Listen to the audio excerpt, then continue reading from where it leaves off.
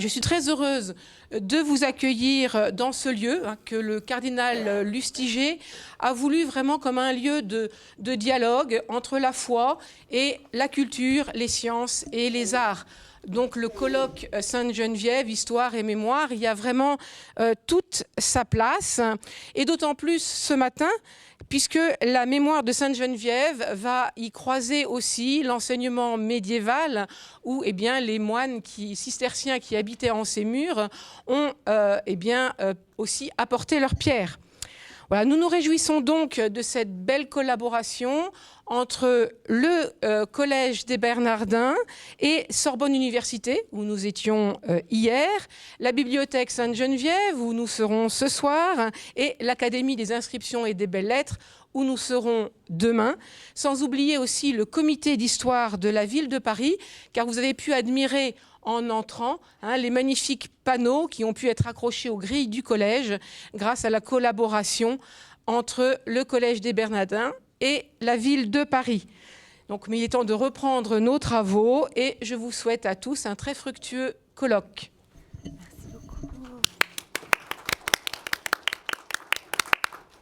Un très grand merci à Marie-Hélène Grinchenko qui a effectivement accompagné, qui nous invite ici, qui nous reçoit chez elle et qui aide évidemment à la réussite de ce colloque.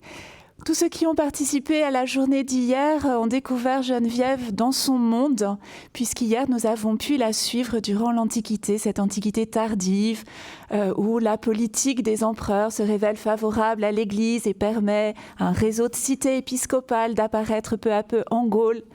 Ce contexte de l'Antiquité tardive où les relations entre Orient et Occident rendent, sinon réel, du moins possible ou peut-être vraisemblable, que Siméon le Stylite ait entendu parler de Geneviève plutôt que réciproquement. Cette antiquité aussi où le pélagianisme est une hérésie connue de près, au point que le premier hagiographe qui écrit la vie de Sainte Geneviève, connaisse encore cette hérésie et puisse en parler d'une façon assez précise. Enfin, hier, nous avons découvert le contexte matériel dans lequel la petite Geneviève a évolué avec ces toutes nouvelles découvertes de la nécropole de la rue Sadi-Carnot à Nanterre, un tout petit milieu humble et rural, une population dont on ne sait pas vraiment à quel point elle est chrétienne, en tout cas qui ne le dit pas dans ses tombes. Aujourd'hui, au Collège des Bernardins, nous tournons la page, nous entrons dans le Moyen-Âge, c'est-à-dire à cette époque à laquelle Geneviève est devenue Sainte Geneviève, puisque bien qu'elle ait été considérée comme une sainte par ses contemporains, c'est bien parce qu'il y a eu des hommes et des femmes qui ont vénéré Geneviève comme sainte que nous parlons d'elle encore aujourd'hui. Au Moyen-Âge donc, qui est aussi la période à laquelle Geneviève, la fin de la vie de Geneviève se déroule au Moyen-Âge, puisque vous savez qu'elle est née durant l'Empire romain, mais elle est morte après avoir croisé Childéric et Clovis, roi des Francs. C'est la femme de Clovis, Clotilde, qui se charge de construire l'église qui abrite le tombeau et les reliques de Sainte Geneviève.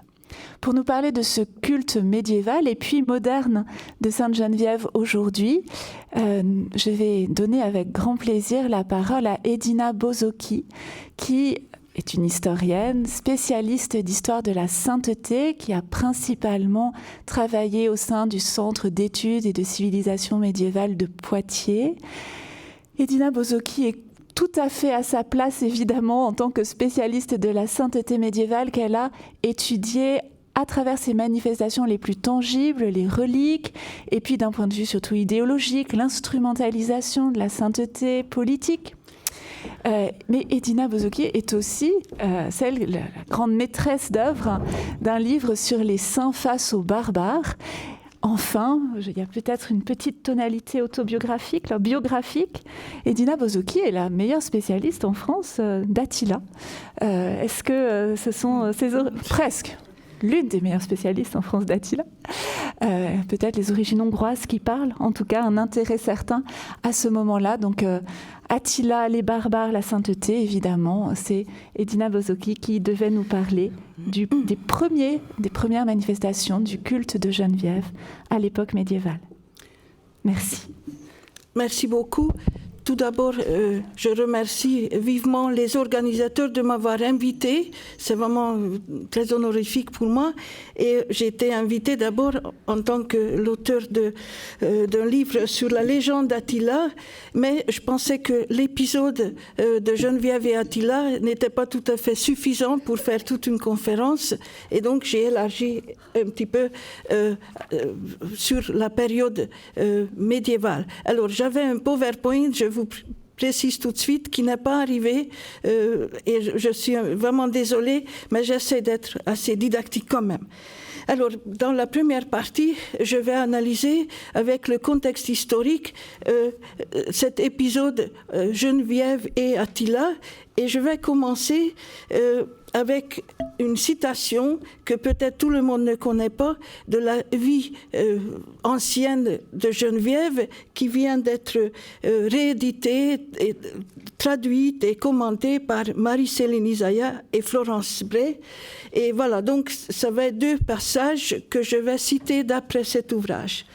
Comme la nouvelle se répandit qu'Attila, roi des Huns, emporté par la furie, avait commencé à ravager la province gauloise, les citoyens de Paris furent frappés de terreur.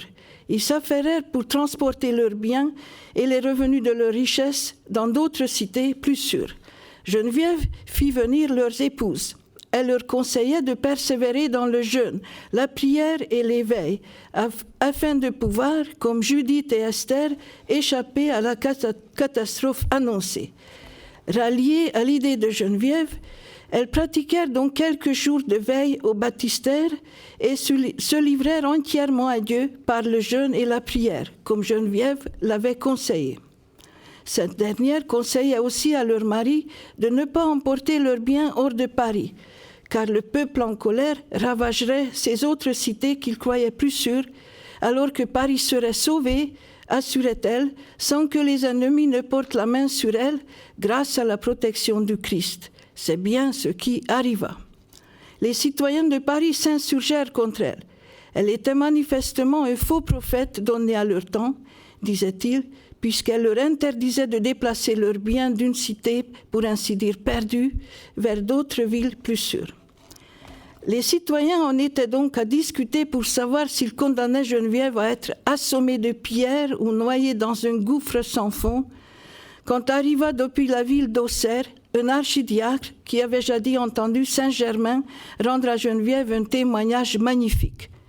Il trouvait ici et là des citoyens réunis en conciliabule qui débattaient de l'assassinat de Geneviève. Quand il eut compris leur dessein, il prit la parole à son tour. « Ne commettez pas un crime si grave, citoyens. Cette femme dont vous discutez l'assassinat, nous avons entendu notre évêque Saint-Germain rapporter qu'elle fut élue par Dieu dès le sein maternel.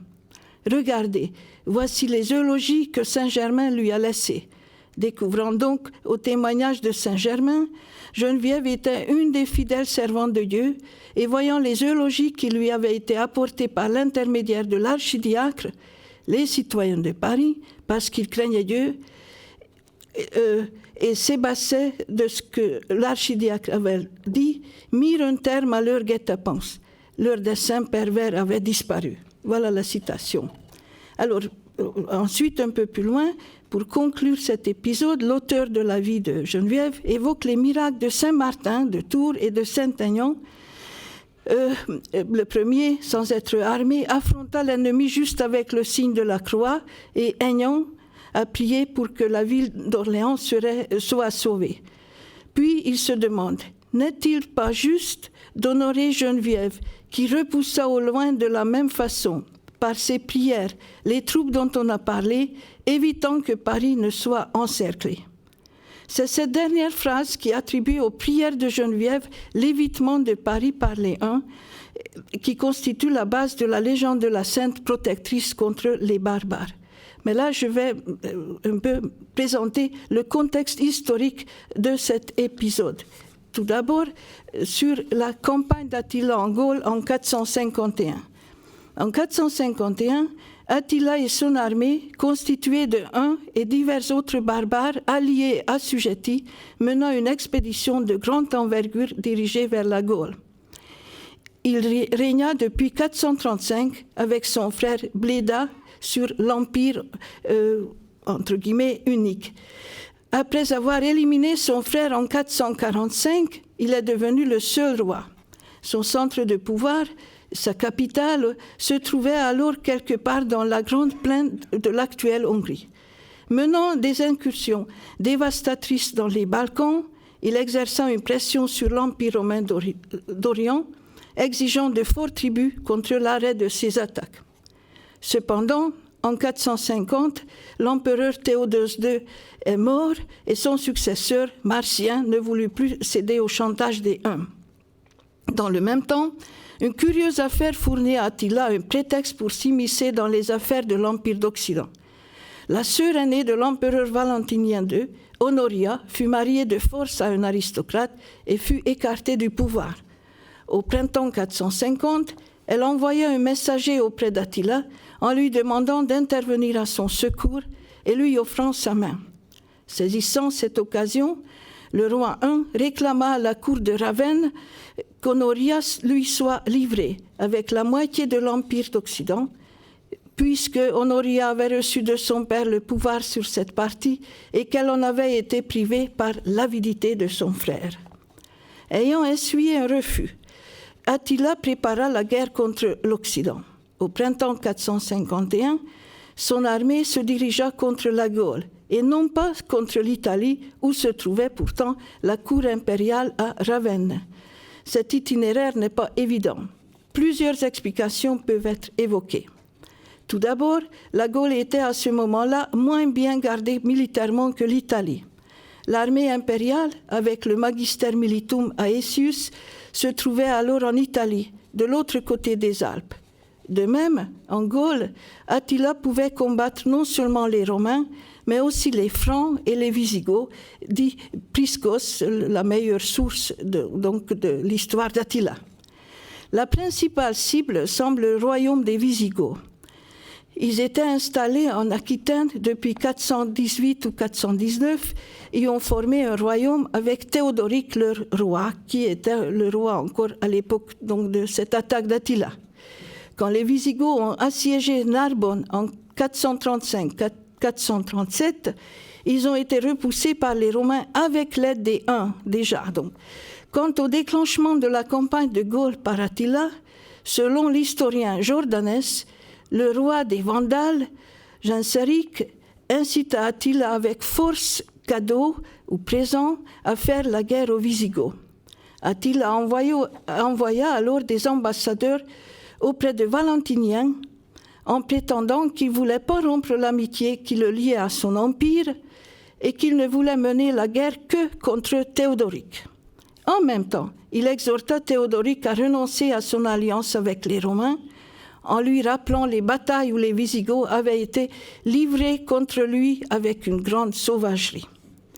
Jordanès, l'autre historien très important pour l'histoire des Huns, Jordanès rapporte aussi que l'empereur Valentinien a réussi à convaincre Théodoric de secourir l'Empire en participant à la guerre contre l'envahisseur.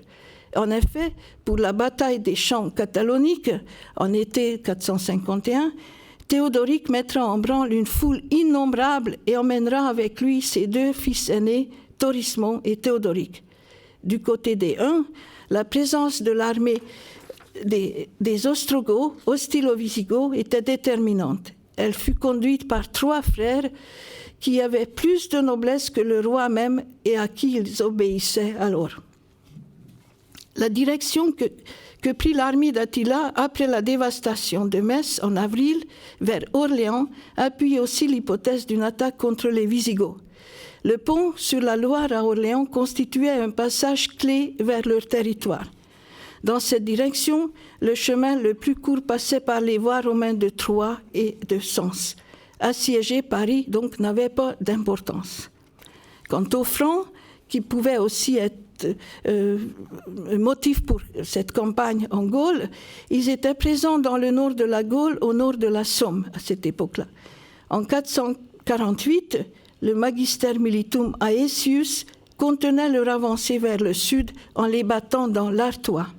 Selon Priscos, une guerre de succession opposait les deux fils d'un roi franc qu'il ne nomme pas. Et je cite, « Le prétexte d'Attila pour faire la guerre aux Francs était la mort de leur roi et la querelle entre ses fils à propos de la souveraineté. Attila avait décidé de recevoir comme allié l'aîné et Aëtius le plus jeune. » Et on peut aussi émettre une hypothèse qui n'a pas des bases aussi solides peut-être, que Attila avait le projet de fédérer sous sa domination les barbares installés en Gaule, les Visigoths, les Alains et les Francs, au cas où il aurait obtenu la victoire. Ensuite, je vais jeter un coup d'œil sur le rôle de Geneviève. Nous avons vu dans la vie de Geneviève que la jeune femme, elle devait avoir 30 ou 31 ans en 451, rassembla les femmes pour prier et voulait persuader les hommes de ne pas emporter leurs biens en dehors de Paris, car, dit-elle, la ville serait protégée par Dieu. Les Parisiens la prenaient alors pour une fausse prophétesse et voulaient la lapider ou la jeter dans un gouffre, et c'est seulement l'arrivée de l'archidiacre de l'évêque d'Auxerre qui la sauva. L'épisode unique n'est pas unique dans la vie de Geneviève. Une des particularités de cette vie de Geneviève, qu'elle a la thématique d'une vie d'évêque. Donc, Madame Isaïa a souligné dans son introduction, Geneviève s'impliqua à plusieurs reprises très activement dans la vie de Paris, agissant, entre guillemets, en homme.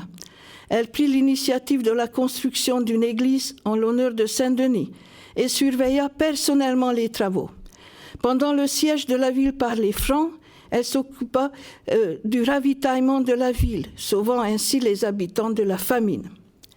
Elle tint tête au roi des Francs Childéric, en l'empêchant qu'il exécute ses prisonniers. Son successeur, le roi Clovis, gracia également souvent les prisonniers par affection pour elle. Elle fit preuve aussi d'une grande liberté en voyageant à divers endroits, à Laon, en Bourgogne, à Orléans, à Tours.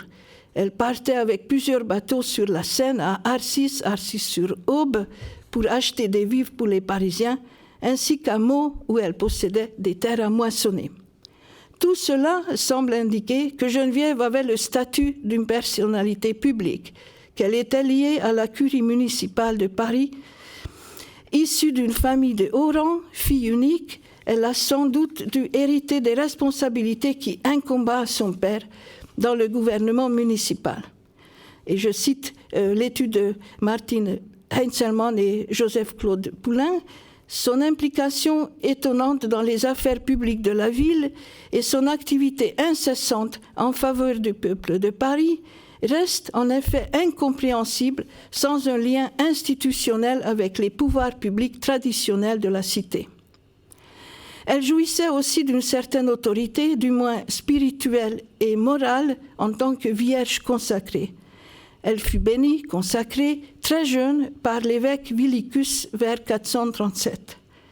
Tout en restant vive dans le monde, ce statut lui permit d'être soustraite à la tutelle masculine. Soulignons que l'évêque Germain d'Auxerre, déjà très estimé par le peuple chrétien, lui a manifesté plusieurs fois un grand respect dès le jeune âge de Geneviève.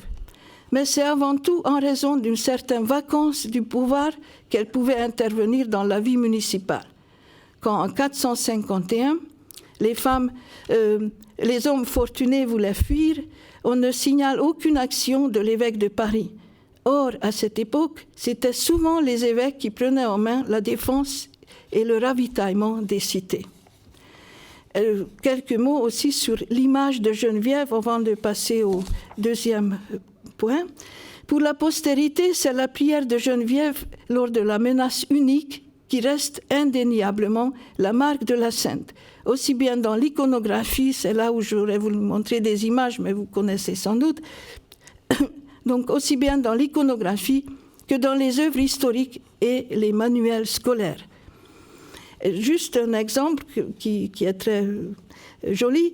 Dans le mystère, les miracles de Sainte Geneviève, donc une pièce de théâtre composée vers 1420, de longues scènes représentent, je cite, comment par ses prières notre Seigneur garde à la cité de Paris que les ondres, donc les uns, venaient détruire.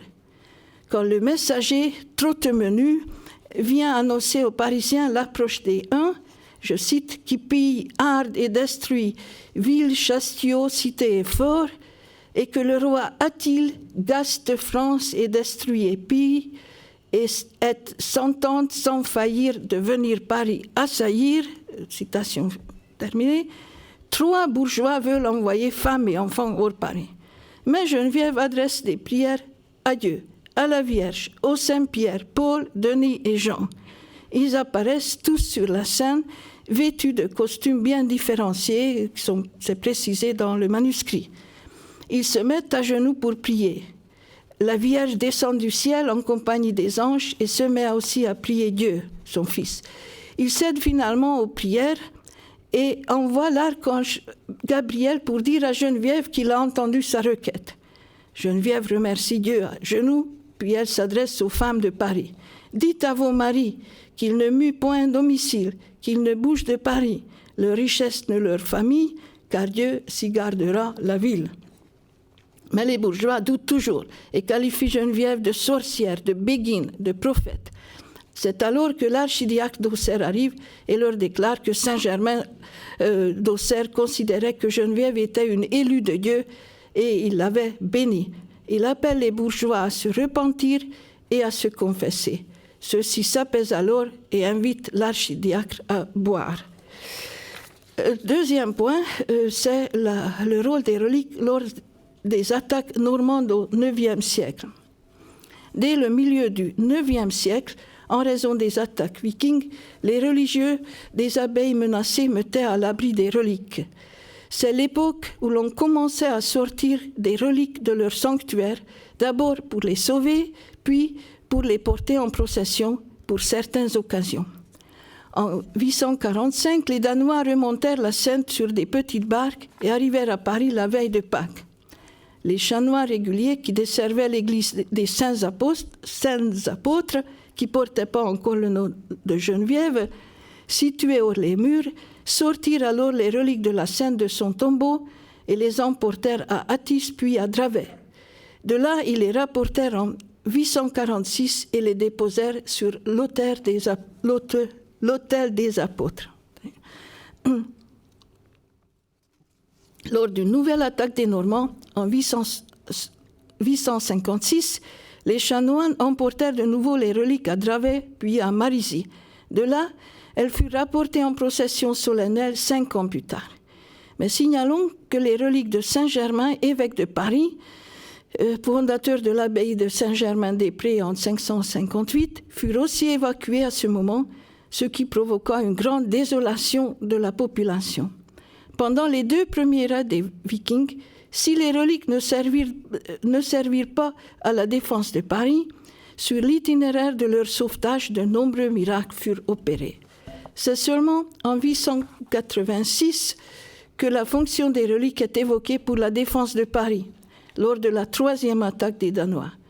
On transportait d'abord les corps de plusieurs saints, Germain, Marcel, Cloud et autres, à l'intérieur de la ville de Paris pour les mettre en sécurité. Le poème d'Abon sur le siège de la ville de Paris met en exergue avant tout le rôle de Saint-Germain de Paris, en tant que protecteur de la ville. Il a paru à plusieurs reprises, soit pour effrayer les adversaires, soit pour encourager les défenseurs. À l'approche de sa fête, 28 mai, il apparut aux ennemis portant une lampe et fit le tour de son domaine, donc la ville de Paris. Puis un habitant de la ville le vit aussi en arrosant les remparts avec une eau bénite. Puis il encouragea un homme malade et en lui montrant sa milice prête à la bataille.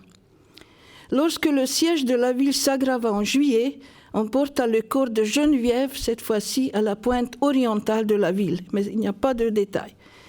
Et quand les assiégés mirent en fuite les ennemis loin des murailles, Abon attribue la victoire surtout à la vertu de la Sainte Croix et au mérite de Saint-Germain. Bon, c'est juste pour terminer avec ces attaques que l'empereur Charles le Gros réussit à éloigner les Danois sous la menace de son armée, mais aussi en leur offrant 700 livres d'argent. Revenus en 888, les barbares furent repoussés par l'évêque Enchéri. Vers la fin de 890 ou début 891, les reliques de Germain, de Geneviève et de Saint-Cloud furent ramenées dans leurs églises. Troisième petite partie concerne le miracle des Ardents. La première véritable utilisation processionnelle des reliques de Geneviève eut lieu en 1129, lors de l'épidémie du mal des Ardents, appelée aussi le feu sacré, qui ravagea alors particulièrement le nord de la France, Paris et le Soissonnais, due à une intoxication par l'ergot de seigle ou d'autres céréales. Ce mal provoqua la gangrène de l'extrémité des membres et ou la sensation intense de brûlure et des convulsions. Les médecins n'étaient pas capables de soulager et de guérir cette maladie. Espérant un miracle, les malades affluèrent à l'église Notre-Dame. Il s'agit encore de l'édifice roman. L'évêque de Paris, Étienne de Senlis, 1123-1141, ordonna un rassemblement de reliques des saints à la cathédrale, mais ce fut sans effet. L'évêque se rappela alors que Sainte Geneviève avait délivré la ville de Paris de l'armée des barbares et avait contraint la Sainte en crue à rentrer dans son lit. On va voir dans la partie suivante. Depuis 1107, l'abbaye Sainte-Geneviève était exempte de la juridiction épiscopale. L'évêque, donc, dut d'abord demander aux chanoines de porter en procession ces reliques à la cathédrale. L'évêque ordonna un jeûne général, puis les religieux de Sainte-Geneviève choisirent ceux qui seraient les plus dignes de porter la châsse. Le jour de la procession, l'évêque partit d'abord à l'abbaye et de là, le cortège se mit en marche. Lorsque la châsse entra dans la cathédrale, 100 malades furent guéris, tous ceux qui touchèrent la châsse, sauf 3 autres, bon, je ne détaille pas. En voyant ce miracle, les habitants de la cité voulaient garder les reliques, espérant que leur présence protégera la cité. Les chanoines repartirent en hâte avec la chasse. L'épidémie cessa dans le royaume. Et pour commémorer l'événement, le pape Innocent II instaura ensuite la fête d'anniversaire du miracle au 26 novembre. Il existe aussi un autre texte sur ce miracle édité par M. Dolbeau, daté du début du XIIIe siècle, composé probablement par un clerc appartenant cette fois-ci à Notre-Dame. Son auteur rappelle que Geneviève, qui était venue au secours du peuple et de la ville de Paris dans tant de périls au témoignage de l'écrit sur sa vie, intercéda auprès de la Vierge qui, à son tour, pria son fils. Il souligne que l'église Notre-Dame conserve les cheveux de Marie, donc ça donne encore une valeur supplémentaire de cette protection. De façon générale, ce texte exalte le rôle de la Vierge Marie dans l'accomplissement du miracle de guérison.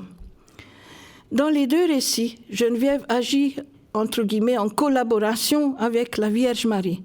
C'est le sens de la procession de ces reliques vers l'église consacrée à la Mère de Dieu, qui, elle aussi, joue le rôle d'intercesseur auprès de son Fils.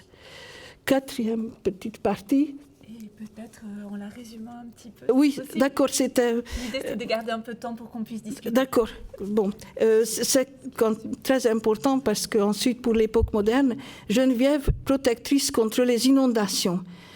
Tout d'abord, en 822, une crue exceptionnelle de la Seine inonda Paris et l'évêque de Paris exhorta alors le peuple à jeûner et à faire pénitence et envoya les prêtres en bateau pour trouver une église restée à sec pour célébrer les offices. Et là, un des envoyés, nommé Richard, arriva au monastère féminin fondé par Geneviève, où se trouvait encore le lit de la Sainte dans une chambre. Et Richard découvrit que l'eau qui est montée dans la chambre jusqu'à la moitié des murs épargna le lit. Et bon, c'est un grand miracle. Richard en informa l'évêque qui se rendit sur place et ordonna de rendre grâce à Dieu en l'honneur de la Sainte. Et dès ce jour, l'inondation reflua et la Sainte rentra dans son lit. Alors là, je vais résumer ensuite. Mais c'est que plusieurs siècles plus tard que l'on commençait à utiliser les reliques de la Sainte pour arrêter les inondations.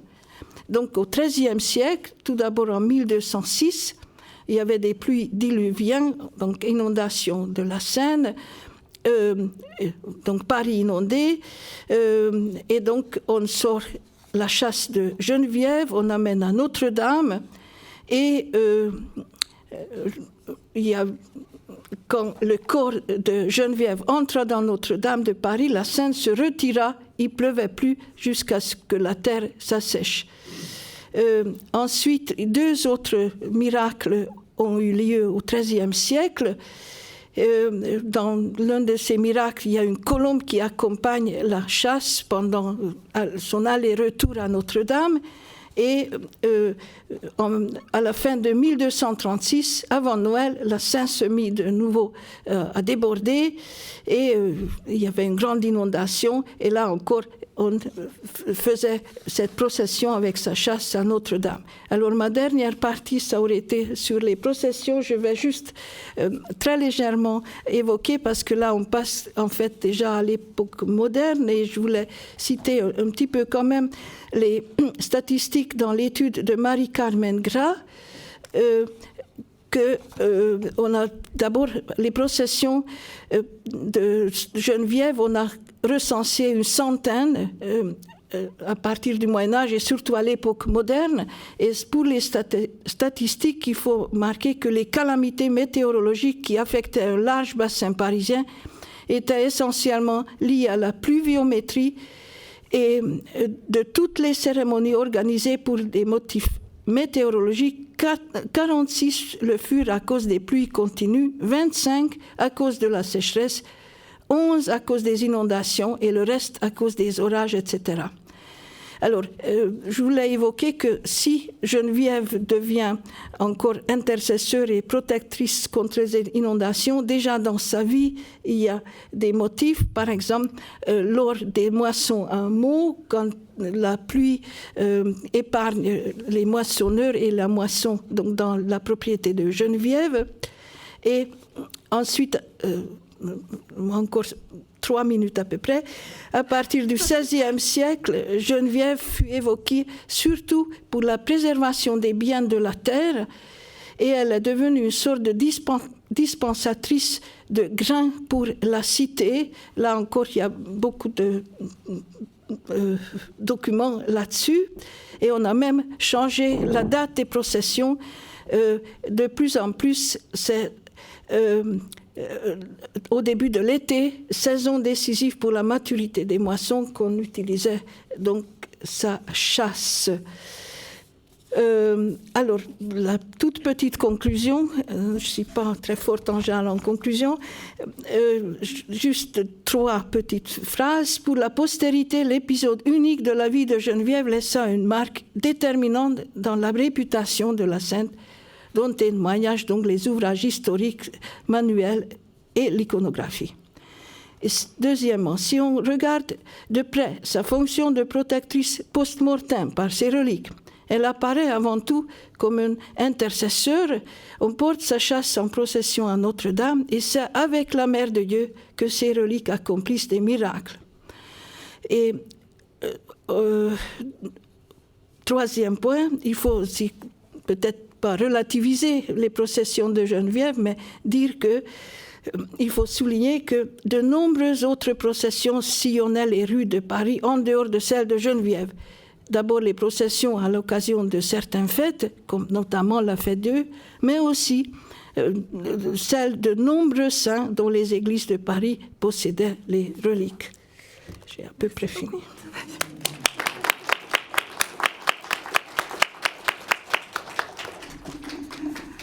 Merci beaucoup Edina d'avoir réussi cet horrible exercice de se résumer soi-même. Et c'est pour mieux laisser 2 minutes à la discussion pour qu'on puisse profiter du reste de ta science.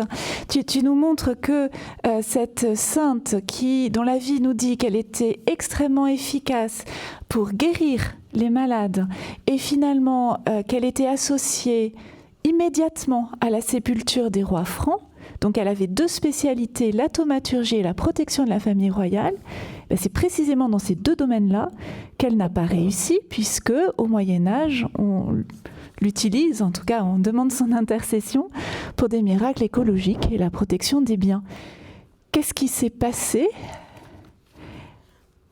Alors, tout d'abord, dans ma communication, je ne voulais pas parler de ces miracles de guérison qui sont évoqués évidemment durant sa vie et aussi par ses reliques. Je voulais parler uniquement de la protection de Paris en tant qu'unité ou cité. Donc, voilà. Alors, je ne peux pas vraiment bien expliquer pourquoi c'était comme ça. Non, je n'ai pas d'explication. La question est, est-ce que la spécialisation de Geneviève dans les miracles écologiques vient finalement d'une forme de lacune ? Y avait-il d'autres saints pour occuper ce créneau ? Pardon, je résume un peu, voilà. Ça, il faut regarder surtout l'époque moderne, hein, dont je ne suis pas spécialiste, parce que là, il y a énormément de processions, il y a énormément d'études aussi sur les processions à Paris à l'époque, disons, moderne, à partir du XVIe siècle. Et je pense qu'il y avait d'autres saints qu'on utilisait aussi dans ce but, mais Geneviève obtient quand même une spécialisation. Oui.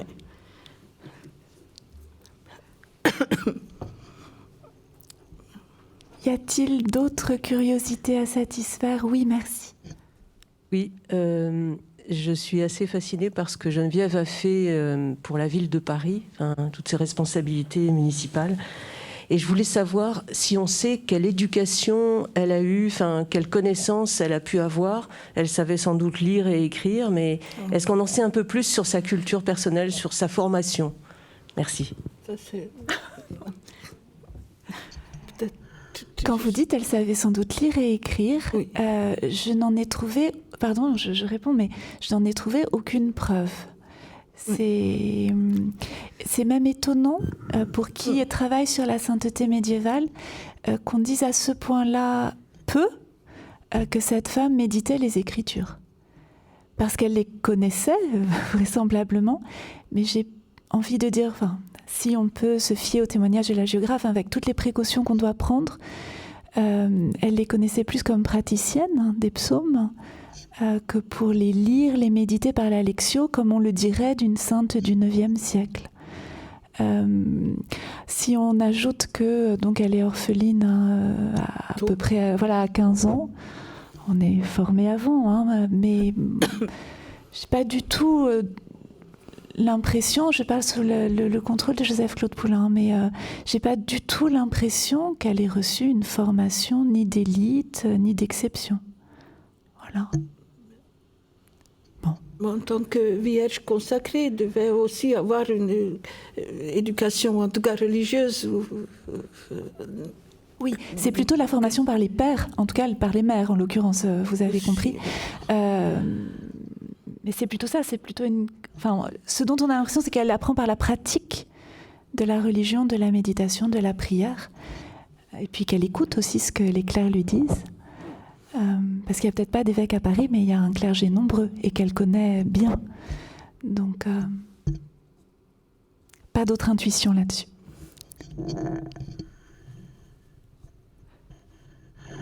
Nicole Berriot.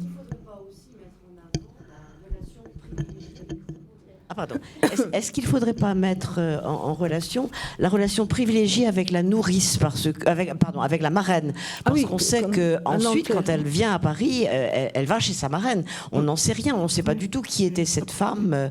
Mais enfin, même si on ne sait pas, on peut au moins poser des questions et mettre des jalons. Voilà. Est-ce que ce genre de relation est attesté à cette époque ? Est-ce qu'il y a d'autres cas ? Est-ce que c'est juste une ouverture sur l'inconnu ? Là, je parle sous le contrôle de Florence Bray. Le texte latin, c'est Mater Spiritualis ou Mater Spiritualis. Ouais. Ça veut dire que nous, on peut traduire par marraine. Et alors tout de suite, on entend cette espèce de mère de substitution, cette relation éducative, voilà. Mais en fait, Mater Spiritualis, dans le cadre d'une virginité consacrée, ça veut dire c'est sa maîtresse de stage aussi. Je veux dire, c'est effectivement la femme éducatrice, mais c'est pas forcément sa marraine de baptême. En tout cas, on n'en sait rien. Donc oui, sans doute, une vierge consacrée ne découvre pas toute seule ce mode de vie. Donc elle a été à l'école d'autres femmes qui vivaient déjà une consécration à Dieu. Mais alors, est-ce qu'on a traduit par marraine ? Oui, on a traduit. Voilà, on aurait dû mettre une note de bas de page. Nous ne savons pas ce que ce terme veut dire. Michel Saut. Oui, à propos... Il y a certainement dans la salle des spécialistes des processions. Mais je voudrais simplement souligner que les processions de Geneviève qui descend à la cathédrale sont toujours des processions. Il faut que, pour que Geneviève descende à la cathédrale, il faut que Marcel, les reliques de Marcel, soient montées la chercher. Oui, tout à fait. Et donc, il y a toujours une relation entre les reliques de Saint-Marcel de Paris, réputé évêque, mal connu, mais évêque de Paris, j'allais dire symbolique, et Geneviève, c'est-à-dire qu'il y a toujours relation entre la cathédrale et Sainte-Geneviève, et les reliques montent et descendent en s'accompagnant, et les spécialistes des processions nous expliquent qu'il y a même les porteurs des chasses se relaient et se passent les chasses pour porter l'une et l'autre à la fois. Donc il y a toujours association de Geneviève avec d'autres reliques, et dans les grandes processions, il y a toutes sortes d'autres reliques que celles de Geneviève qui sont déplacées en même temps. Tout à fait, oui. Non, mais j'ai souligné assez légèrement qu'il y avait une collaboration ou association avec d'autres saints, et surtout avec leurs reliques, et surtout aussi cette chose absolument régulière, toujours le rapport avec Notre-Dame, la cathédrale et les reliques de Geneviève, de l'abbaye Sainte-Geneviève. Je me permets, puisque j'ai attiré l'attention sur les processions, d'inviter à aller voir les panneaux qui sont dehors sur la grille, où vous voyez en particulier une de ces processions avec les reliques de Geneviève, les reliques de Marcel et les reliques et beaucoup d'autres reliques dans la procession. Oui.